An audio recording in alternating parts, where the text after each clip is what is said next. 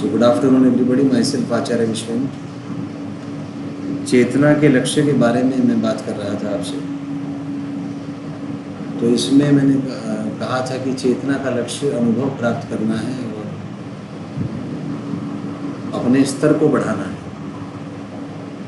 एक सामान्य चेतना उसको केवल भौतिक स्तर का अनुभव होता है, वह मस्तिष्क द्वारा संग्रहित जानकारी को ही परम सत्य समझता है। परंतु धीरे धीरे आपको जब भावुक शरीर आपका विकसित हो जाता है, जब मन आपका विकसित हो जाता है, आपको भावनाएं अनुभव होती हैं, सुख दुख अनुभव होने लगते हैं, मानसिक कष्ट आपको होने लगते हैं, तब आपको ज्ञात होता है कि भौतिक शरीर के परे भी एक भावुक शरीर है। मन जो है वो कुछ और नहीं, भावुक शरीर ही है। और यह भावुक शरीर ही कष्ट का कारण है। मान लीजिए आप विचार करें, आपका मन दुखी है, तो कारण खोजेंगे मन दुखी होने का, तो उसका कोई कारण नहीं, भौतिक रूप से कोई कारण नहीं होता। आप स्वस्थ हैं बराबर, किसी प्रकार का कोई भौतिक रूप से कष्ट आपको नहीं है। लेकिन आपके बच्चे आपकी बात नहीं मानते, आपके अनुसार नहीं चलते, आपकी पत्नी आपके अनुसार नहीं चलती, आपके जीवन में प्रेम नहीं है, कुछ है आपके भीतर जो आपको दुख का एहसास कराता है कि अभी कुछ कमी है, जो आप चाहते हैं वैसा नहीं हो पा रहा है। तो जब इस प्रकार की मनोस्थिति आपकी होती है तो आपको प्रत्यक्ष अनुभव होता है कि भौतिक आयामों के परे पराभौतिक आयाम से चेतना आपको अनुभव होनी प्रारंभ होती है। जब तक आपकी सोच भौतिक स्तर की है तो आप केवल खाने पीने और संभोग के विषय में चिंतन करते हैं, उसके ऊपर आप नहीं सोच पाते। आपकी प्रत्येक चेष्टा, आपकी चेतना का जो लक्ष्य है वह भौतिक सुख प्राप्त करना ही होता है। उसी के चक्कर में आप तरकीबें लगाते रहते हैं। लेकिन जब मन आपका दुखी होता है, कष्ट होता है आपको, तो आप उसके निवारण को खोजेंगे कि कैसे मैं मन के कष्ट से बचूं। मन के कष्ट से बचने के लिए आप फिर भगवान को खोजेंगे कि भगवान मिल जाए, कोई ऐसा तरकीब मिल जाए जिससे हम मन के दुखों से बच सकें। पर मन के दुखों से बचने की जो तरकीबें खोज रहा है वो मन ही खोज रहा है। और कोई भी तरकीब आप लगा लीजिए, जब तक आपका भावुक शरीर विकसित नहीं होता और आपकी चेतना तार्किक शरीर तक नहीं पहुंच जाती, तब तक आपको कष्ट ही कष्ट होगा। कोई तरकीब, कोई चालाकी आपको बचा नहीं पाएगी। जितना मर्जी आप पूजा कर लें, प्रार्थना कर लें, क्षण मात्र के लिए, थोड़ी देर के लिए आपका मन शांत हो जाएगा, पर उसके बाद फिर वही स्थिति आएगी। क्योंकि इस दुख का कारण है, ऐसा मान लीजिए आपकी भीतर से हमारी चेतना एक रास्ते पर है। इस रास्ते में 7 सीढ़ियाँ हैं और हर सीढ़ी पे जब आप एक सीढ़ी से दूसरे सीढ़ी पे उठेंगे, अत्यंत भयंकर कष्ट आपको होगा, मानसिक कष्ट। आपके जो मन है वो अत्यंत विचलित होगा और प्रयास करेगा कि आप अगले स्तर पे ना पहुंच जाएं। तरह तरह के विचार आपको आएंगे, तरह तरह की भ्रांतियाँ, भ्रम, संशय, शक, डर, तनाव, गुस्सा आएगा आपको, जो प्रयास करेगा कि आप चेतना के उच्च स्तर तक ना पहुंच जाएं और एक सीमित प्राणी बन के रह जाएं। क्योंकि प्रकृति ने नियम बनाए हुए हैं कि यदि आप चेतना के एक स्तर से दूसरे स्तर पर जाना चाहते हैं तो पहले प्रकृति आपकी परीक्षा लेगी। वही माया है। आपने देखा होगा कि जब तपस्वी लोग तपस्या करते थे तो उन्हें राक्षस परेशान करते थे, कभी उन्हें अप्सराएं दिखाई देती थी, कभी कुछ दिखाई देता था। ये सब मन के उत्पन्न विचलन है, ये सब मन द्वारा बनाई गई कल्पनाएं हैं, यह सत्य नहीं है। और जब तक हम इस स्थिति का, हम उस मानसिक स्थिति में ना पहुंच जाएं कि हम उन कल्पनाओं का सामना कर पाए, तब तक आपकी चेतना को एक स्तर से दूसरे स्तर तक पहुंचने के लिए जो गेटवे है वो नहीं खुल पाएगा। आप ऐसे मान लीजिए कि 7 गेट हैं और हर गेट में पासवर्ड लगा हुआ है,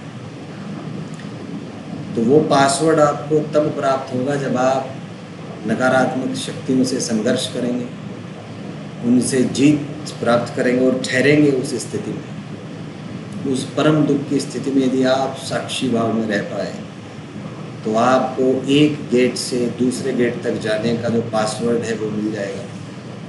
लेकिन यदि आप विचलित हो गए, आपका ध्यान टूट गया, तो आप वह पासवर्ड कभी भी प्राप्त नहीं कर पाएंगे और हमेशा आप विचारों से उलझे रहेंगे।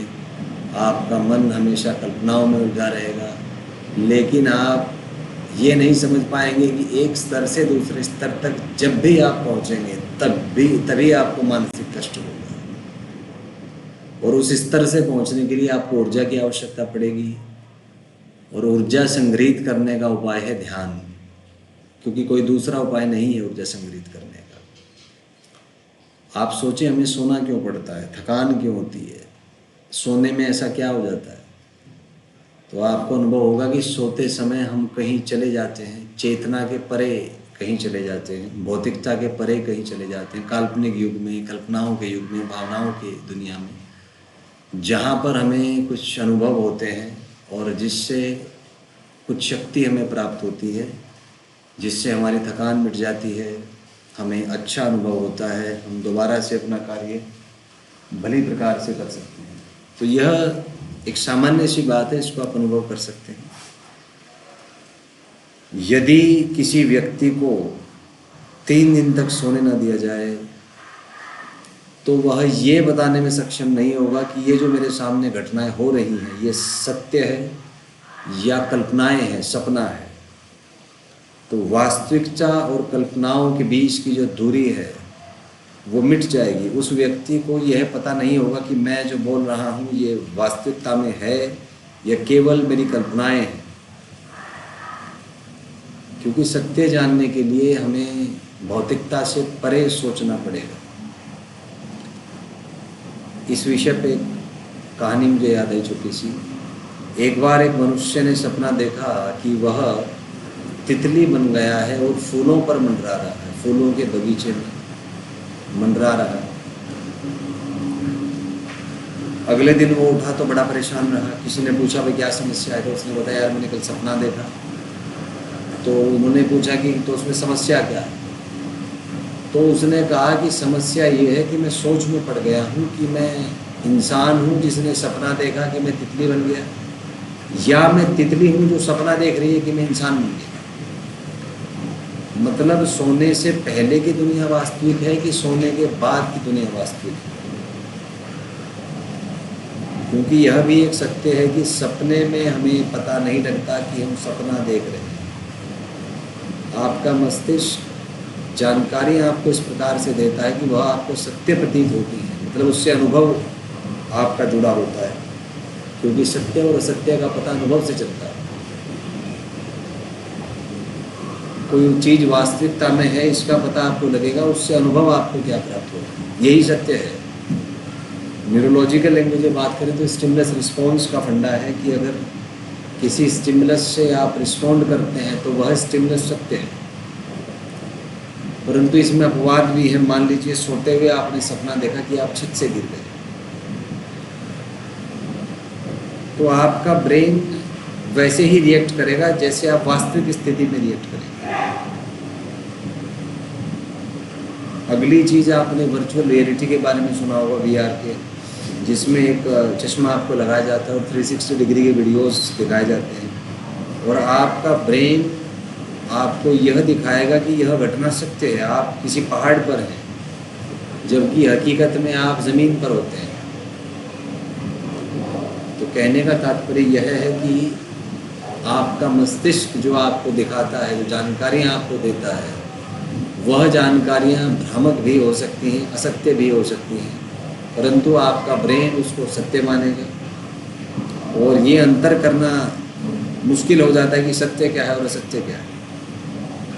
इसीलिए आपने देखा होगा एक सामान्य बुद्धि का व्यक्ति वही सत्य मानता है जो उसका मस्तिष्क उसको कहता है, जबकि सत्य यह है कि मस्तिष्क जो कहेगा, जिसको आधार बनाएगा सत्य का, वो जानकारी के आधार पर है और ये जानकारियाँ भ्रामक भी हो सकती हैं। तो सत्य और असत्य का निर्धारण भौतिकता के आधार पर नहीं हो सकता, उसके लिए पराभौतिक आयामों की आवश्यकता होती है।